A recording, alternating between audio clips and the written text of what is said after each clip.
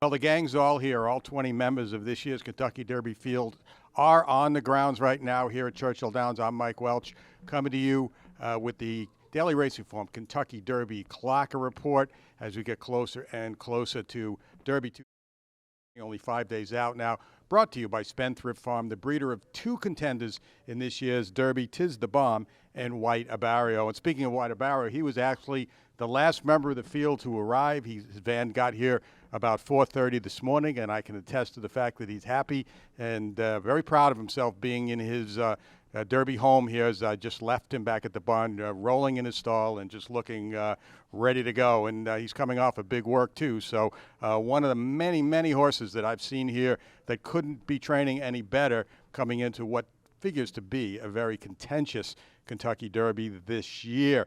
As I mentioned, the other horses that arrived within the last 24 hours or so, the two California horses, Taiba and Messier. Simplification got here yesterday, and Happy Jack shipped over from Keeneland. So along with White Abarrio, they were the last five to arrive. And this morning, pretty much a morning of mostly gallops and routine, even a lot of jogs. Not everybody was out there and galloped today. One of the earliest ones was Messier. He came out and kind of cantered around once around the track just to get a feel for the new surroundings. Taiba went out there in the Derby Oak session and did pretty much the same. We had one Derby work this morning. As promised yesterday, summer is tomorrow. He left the 5/8 pole at a 2-minute gallop and then broke off at the half for an official work.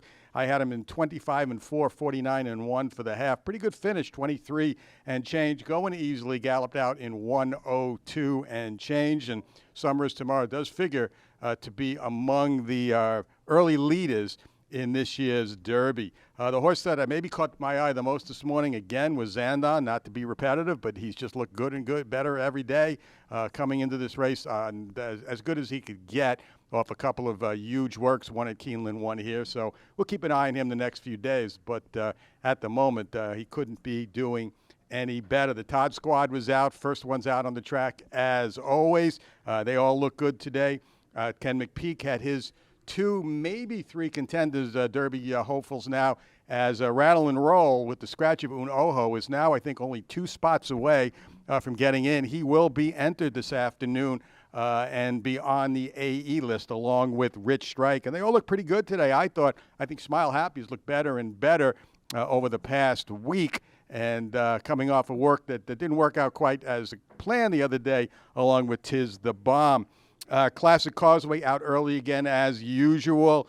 The one maybe notable thing I saw this morning or didn't see, Crown Pride. Didn't get to see a lot of him. He was back in the chute for about a half an hour from our vantage point up on the 5th floor of the grandstand. You just cannot see what goes on back in the chute. I know he was doing those figure eights to warm up back there. I'm guessing he schooled in the starting gate. But when he finally came back on the track about 8:05, he just kind of took a little walk around and went back to the barn.